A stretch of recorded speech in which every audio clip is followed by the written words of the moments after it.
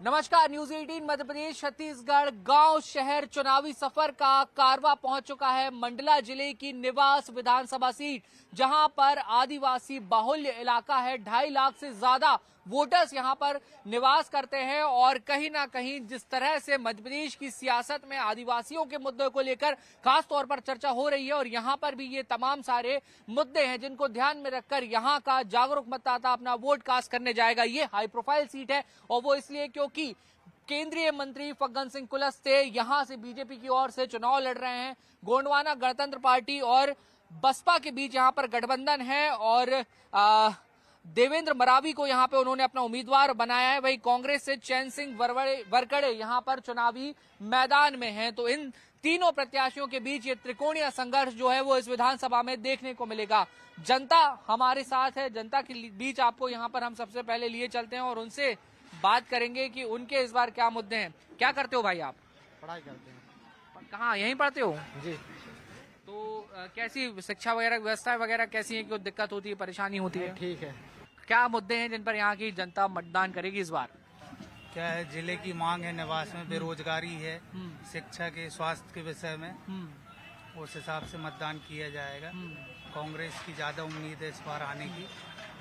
शिक्षा और स्वास्थ्य के कैसे मुद्दे, मतलब क्या किन चीजों की कमी दिखती है आपको यहाँ पे?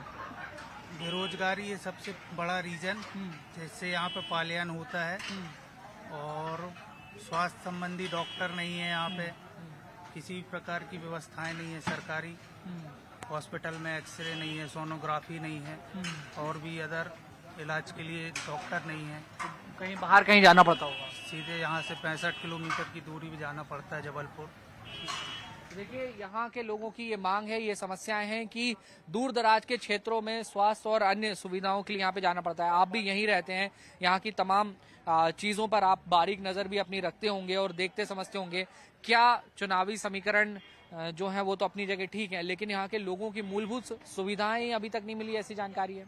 बिल्कुल सही बात है कि जो भी पार्टी आती है, इससे पहले भाजपा थी, अभी पिछले बार यहाँ पर विधायक कांग्रेस से थे। मूलभूत सुविधा जो मेन मुद्दा होता है लोगों का, ये बिल्कुल अलट पलट हो जाता है। 5 साल सिर्फ इनका आरोप और प्रत्यारोप ही चलता रहता है, मुद्दे से भटक जाते हैं, चाहे वो कांग्रेस के हो चाहे बीजेपी के। यहाँ सबसे बड़ी समस्या है पानी की। यहाँ के लोग सबसे बड़ी तादाद पर पलायन करते, महानगर लोग जाते। दूसरी बात, यहाँ पर लंबे वर्षों से जिले बनाने की मांग करी, तो यहाँ के लोग चाहते कि यहाँ पर निवास को जिला बना जाए ताकि ये निवास का चहुमुखी विकास हो सके। ठीक है, तो निवास का चहुमुखी विकास यहाँ की जो जनता है वो चाहती है और इन तमाम मुद्दों को लेकर जनता ये चाह रही है कि इस बार वोटिंग होना चाहिए और जब जनप्रतिनिधि यहाँ पर पहुंचेंगे तो इन तमाम बातों का ध्यान रखा जाएगा। जब जनता अपनी बात भी उनसे करेगी, अपनी मांग भी उनसे करेगी। देखना होगा कि बीजेपी और कांग्रेस दोनों ही दलों के नेता इस कसौटी पर कितना खरा उतरते हैं और कितने बेहतर रूप से अपनी बात और अपना विजन जनता के बीच रख पाते हैं। चलिए अब आपको लिए चलते हैं यहाँ के जो जनप्रतिनिधि हैं, यहाँ के जो प्रत्याशी हैं, उनका क्या कुछ कहना है और वो किन मुद्दों का विरोध कर रहे हैं और किन मुद्दों पर चुनाव लड़ रहे हैं।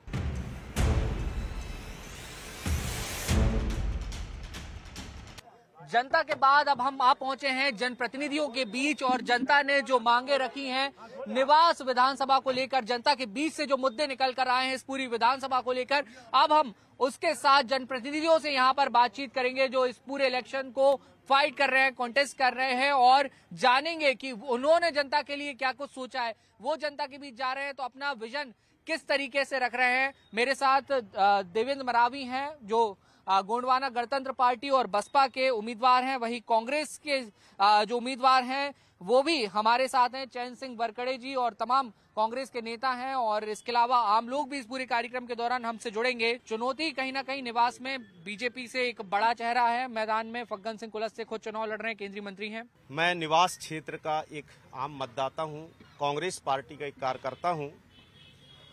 आप जिस चुनौती की बात कर रहे हैं, निवास क्षेत्र की मतदाता कोई चुनौती नहीं मानती किसी को। मैं आपके माध्यम से यही कहना चाहता हूं, चुनावी मैदान में न मंत्री बड़ा होता है, न मुख्यमंत्री बड़ा होता है। बड़ा होता है यदि कोई तो उसको बनाने वाला, और इस क्षेत्र की मतदाता से बड़ा कोई नहीं। क्षेत्र के मतदाता का आशीर्वाद कांग्रेस के साथ और निवास के बेटे चैन सिंह वरकड़े के साथ। चलिए देखिए, कांग्रेस तो दावा कर रही है कि इस बार जनता का आशीर्वाद हमें मिलेगा। गोंडवाना गठबंधन पार्टी से देवेंद्र जी भी हमारे साथ हैं। आप भी चुनाव लड़ रहे हैं। बीजेपी और कांग्रेस तो ठीक है, स्टेट की अगर हम बात करें, दो पार्टी सिस्टम, लेकिन अपनी जगह यहाँ कैसे बनाएंगे, कैसे तलाशेंगे? यहाँ पर जो है, जो मुद्दे हैं, जो आम जनमानस के जो मुद्दे हैं, उनको लेकर गोंडवाना गणतंत्र पार्टी मैदान में है। क्योंकि लंबे अरसे से जो है लोगों ने देखा है कि कांग्रेस यहाँ पर जो है 65 साल से जो है नेतृत्व करता रहा है, 20 साल से भाजपा करता रहा है, लेकिन आज जो है कहीं ना कहीं यहाँ पर जो है पूरा जो विकास के नाम से जीरो है, और थोड़ी बहुत रहा विकास के पैसे तो वो सब भ्रष्टाचार के भेंट चढ़ा हुआ है। तो यहाँ पर सबसे ज्यादा जो है विस्थापन, पलायन और भ्रष्टाचार है, और इसके साथ यहाँ का रोजगार है। रोजगार और शिक्षा और स्वास्थ्य में कहीं भी जो है कोई स्थिति नहीं दिखाई दे रहा है। इसलिए गोंडवाना गणतंत्र पार्टी जो है इस बार पूरी ताकत से जो है इतने सालों से जो लंबे हैं इनको हराएगा, परास्त करेगा। सर, गोंडवाना गणतंत्र पार्टी कह रही है आपको भी मौका दिया, बीजेपी को भी मौका दिया, लेकिन आप लोग जनता की कसौटी पर क्यों खरे नहीं उतर पाए? भाई साहब, पहले तो आपको हम सादर नमस्कार करते हैं, पूरी मीडिया टीम को। जैसा कि स्थिति यहाँ पर आप आकलन कर भी रहे होंगे, कांग्रेस पार्टी ने हमेशा गरीबों की भलाई के लिए काम किया है, गरीबों के लिए काम किया है। रही बात यहाँ पर जो केंद्र में बैठे हुए आदरणीय कुलस्ते जी हैं, विगत 35 वर्षों से राजनीति के स्तंभ में बने हुए हैं। हम ये पूछना चाहते हैं, इस क्षेत्र की जनता की जो आवाज, क्या उनने कभी दिल्ली में पटल में उठाया? यहाँ क्षेत्र की आवाज, लोगों को नर्मदा जल की मांग हमारी पूरी टीम करती आ रही है कि निवास से लेके पूरे विधानसभा में मां नर्मदा 18 किलोमीटर दूर से बह रही है। आज तक एक बात उनने क्या सदन में रखी? कांग्रेस का विधायक बनने के बाद पहली बार डॉक्टर अशोक मरस्कोले के द्वारा सदन में जिला बनाव संघर्ष समिति का जो साथ मिला, हमको 1904 की तहसील आज गांव बना दी गई। किसके कारण? कांग्रेस का जब विधायक था हमारा सुरता सिंह मरावी, एरिगेशन कार्यालय रोके गए। आज पीडब्ल्यूडी परियोजना, सारे विभाग के कार्यालय यहाँ से चले गए, और कुलस्ते जी की कान में जू तक नहीं रहेंगी। कांग्रेस जनता के हित की बात करती है, कांग्रेस किसानों की बात करती है, कांग्रेस बेरोजगारों की बात करती है। आदरणीय कमलनाथ जी ने अभी आपने जो वचन पत्र देखा होगा, इतनी योजनाएं किसानों के लिए, बेरोजगारों के लिए लेके आई है। 15 महीने की सरकार में आपने देखा कि कांग्रेस ने 27,000 किसानों का कर्ज माफ, कमलनाथ की सरकार 27 लाख किसानों का कर्ज माफ किया। इसके बाद जो योजनाएं क्रियान्वित हो रही थी, धीरे धीरे करके बीच में बिचौलियों ने सरकार को गिरा दी और हमारे काम अधूरे रह गए। इस बार जनता ने मन बनाया है कि कांग्रेस की सरकार पूर्ण बहुमत की सरकार होगी। कमलनाथ जी को 5 साल काम करने का अवसर देने जा रही है। भारी प्रचंड बहुमत से कांग्रेस विजयश्री होगी। बीजेपी कांग्रेस दोनों ही दल अगर कहें तो कई घोषणाएं अब तक आदिवासियों के लिए कर चुके हैं और लगातार सरकार कर भी रही है। कांग्रेस ने बड़ी घोषणाएं अपने वचन पत्र में की हैं, लेकिन आप लोग अपनी बात किस माध्यम से रखने जा रहे हो, कैसे रखने जा रहे हैं? बीजेपी तो घोषणा मशीन है। आज तक 15 लाख की बात किया, किसी को 1 रुपए नहीं मिला। ओबीसी के देश के अंदर सबसे ज्यादा 52%, फिर भी अभी भी 27% दे रहे हैं। उतना में 27% में भी कुछ नहीं हो रहा है। और रही बात कांग्रेस, 55 साल 65 साल राज किया, फिर आदिवासियों के हक अधिकार आज तक नहीं दिया, और बचा कुचा आरक्षण वो भी बीजेपी सरकार भी खत्म करने जा रहा है। तो इन तमाम मुद्दों को लेकर आप जनता के बीच जाएंगे। क्षेत्र की जनता हमारे साथ है जो इस बार मतदान करेंगी। सर, आदिवासी बाहुल्य ये पूरा इलाका है, दूर दराज जंगल भी हैं, गांव भी हैं, वहां पर क्या कुछ लोगों की समस्याएं हैं, परेशानियां हैं? मैं आपको नमस्कार करता हूं। मैं प्रदीप जैन, जिला बनाव संघर्ष समिति संयोजक। हम लोग विगत 30-40 वर्षों से संघर्ष कर रहे हैं। निवास तहसील 1904 की तहसील है, और 1984 में कांग्रेस सरकार ने इसे जिला बनाने के लिए प्रस्तावित किया था, जिसमें 27 तहसीलें थी, और इन 27 तहसीलों में निवास का भी नाम था। और 1998 से 2003 एक कम पढ़ा लिखा व्यक्ति यहाँ से जनप्रतिनिधि हुआ, दादा सुरता सिंह मरावी।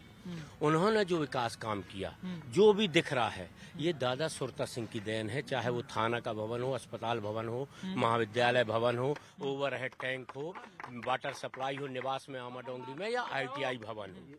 ठीक, उसके बाद सबसे पढ़ा लिखा विधायक बना 2003 में से 2018 15 साल भारतीय जनता पार्टी का माननीय फग्गन सिंह कुलस्ते के छोटे भाई रामप्यारे कुलस्ते जो पायलट थे। उनके कार्यकाल में 15 सालों में जैसे जैसे हम जिताते गए उनने इस क्षेत्र को लत्याते गए। क्या हुआ, धीरे धीरे विभाग हटते गए। आज की स्थिति में निवास में कोई विभाग नहीं है। सिंचाई विभाग राहतगढ़ चला गया, पीडब्ल्यूडी, इरिगेशन, आरईएस सभी विभाग यहाँ से जिला बनाने का एक मुद्दा, एक बड़ा मुद्दा है जिला बनाने का। इसको लेकर आप लोग कुछ प्रयास करेंगे? आप लोगों की कुछ प्लानिंग में है? निवास बहुत पहले जिला बन जाना था, लेकिन निष्क्रिय जनप्रतिनिधि फग्गन सिंह जैसे निष्क्रिय प्रतिनिधि थे, इसलिए निवास जिला नहीं बन पाया। ये इतनी पुरानी तहसील है कि इसको जिला बनना बहुत जरूरी था, लेकिन तहसील का भी विकास नहीं हो पा रहा है। इन्होंने नारायणगंज तहसील बनाई, उसका भी विकास नहीं हो पा रहा है। जिला बनाने की तो एक मांग है, लेकिन उसके अलावा पलायन की एक बड़ी समस्या, उसे कैसे रोकें?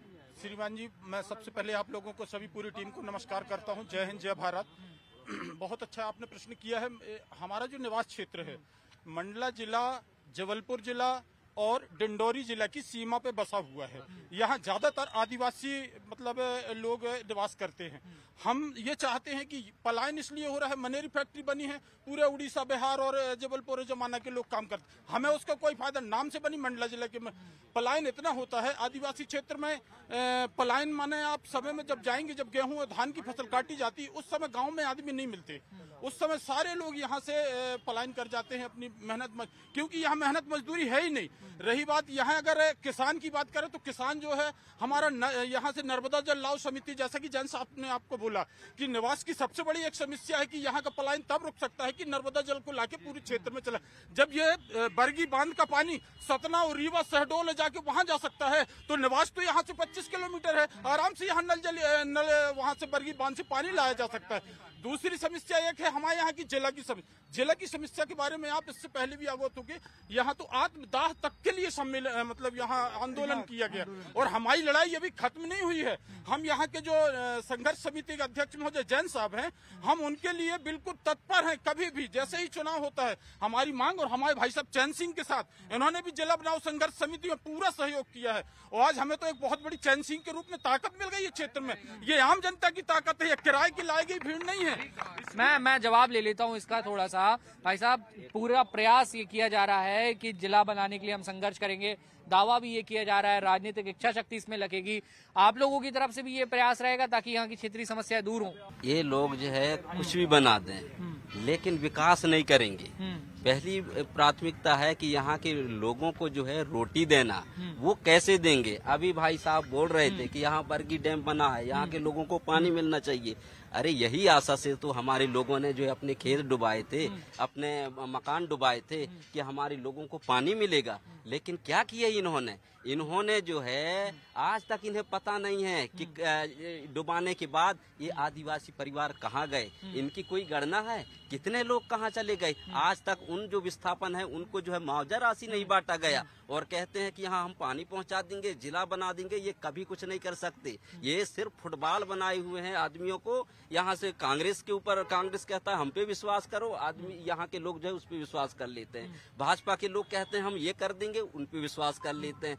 अब उनको लगता है कि हम परिवर्तन करते हैं। ये इसको परिवर्तन थोड़ी कहते हैं, इसे तो ये कहते हैं कि इधर से तुम मारे, उधर से हम मारे। भाई परिवर्तन तो तब होगा जब इतने सालों को इनको देख लिए, अब परिवर्तन की बारी तो अब है जब तीसरा दल तुम्हारे सामने है कि काम करने के लिए। जनता के प्रतिनिधि हमारे पास हैं, यहाँ पे बहुत सारे युवा साथी भी खड़े हुए हैं।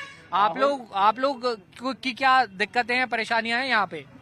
हम लोगों की दिक्कत परेशानी यह है कि जिला संघर्ष समिति के जो है वो लास्ट तक पहुंचा जाए और इसके कार्रवाई आगे तक होना चाहिए। और बीजेपी इतने दिन से काम कर रहा है, वो अभी तक हुआ कुछ नहीं है और यहाँ की जो मांग है वो पूरी हो। तो आप लोगों के लिए शिक्षा बहुत जरूरी है, रोजगार बहुत जरूरी है, उसकी कोई व्यवस्था है यहाँ पे? कोई शिक्षा का स्तर भी बहुत कम है और यहाँ रोजगार की कुछ व्यवस्था नहीं है। पूरा पलायन के लोग बाहर जाते हैं और ध्यान भी नहीं देते हैं यहाँ के लोग बागों में से। यहाँ पर गोंडवाना के लोग दिखाई दे रहे हैं, कांग्रेस के लोग दिखाई, हम लोग मैदान में आकर के जनता के सामना करने की कोशिश कर रहे हैं। भाजपा के लोग कहाँ हैं? भाजपा का प्रत्याशी कहाँ है? क्यों मुंह छुपाए हुए? जनता का सामना करने क्यों नहीं आ रहे हैं? भाजपा के कार्यकर्ता जनता का सामना क्यों नहीं कर रहे हैं? जो प्रश्न आपका था शिक्षा से जुड़ा हुआ, भारतीय जनता पार्टी की सरकार ने लगभग 15-17 साल में जनरल प्रमोशन की जो नीति लाई थी, जनरल प्रमोशन में जिन बच्चों को पास किया था, 8वीं में जिन बच्चों को पास किया, 9वीं में उनको नाम लिखते नहीं बनता, वो हमारे समाज के बच्चे थे। भारतीय जनता पार्टी ने हमारी पीढ़ी बर्बाद की है, उसका जवाब मतदाता देगा इस चुनाव में। और कांग्रेस पार्टी ने हमारे आदिवासी समाज के लिए, जो आज हमारे पास भूमि सुरक्षित है, आदिवासी ही आदिवासी की जमीन को खरीद सकता है, बेच सकता है, आज भूमि हमारे पास सुरक्षित